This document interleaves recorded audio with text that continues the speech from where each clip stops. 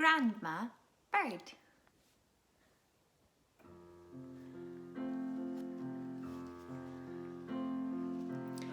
Noi lived with his dad and 6 cats by the sea. It was summer and Noi was going to stay at Grandma's.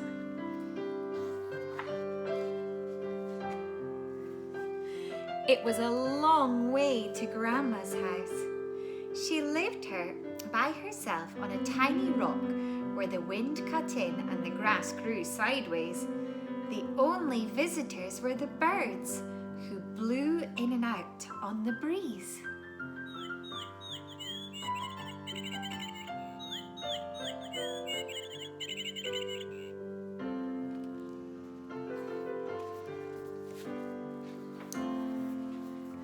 Noi wasn't sure about Grandma. She boiled up seaweed for soup and kept her teeth in a jar. At night they had to sleep top to tail. The blankets were itchy and Grandma snored like an old walrus.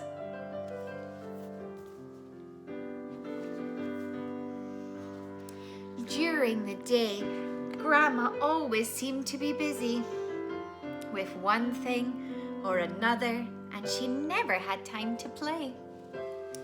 So one morning when the tide was out, Noi crept away.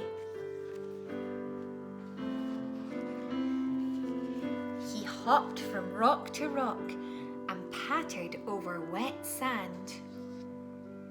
He dipped in and out of rock pools.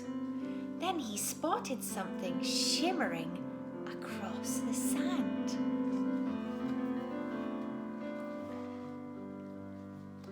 It was a great big rock full of holes. Noi weaved in and out and skipped around its edges.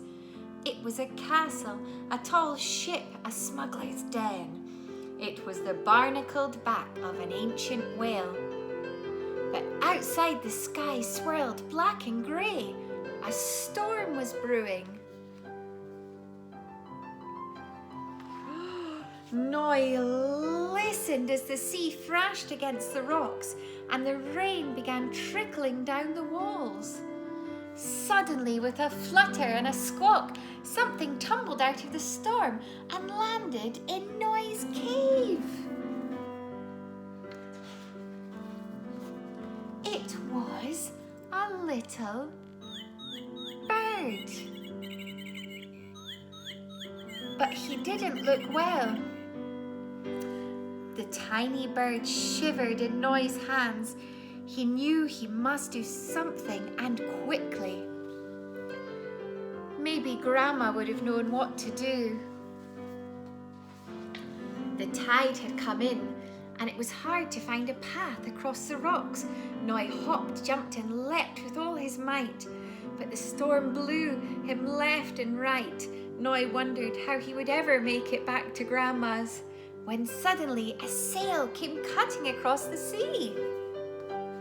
"Grandma!" shouted Noi. "I've got you!" cried Grandma as she scooped them aboard. "Thank goodness I found you," she said. Grandma had started searching for Noi as soon as she heard the storm. As they sailed home, Noi and Grandma found more of the windswept birds. They must have been on a long journey together. The house was soon full of chattering and the ruffling of drying wings. Once the storm had passed, the birds went on their way. Only Noi's bird didn't want to leave. "I think he likes you, Grandma," said Noi.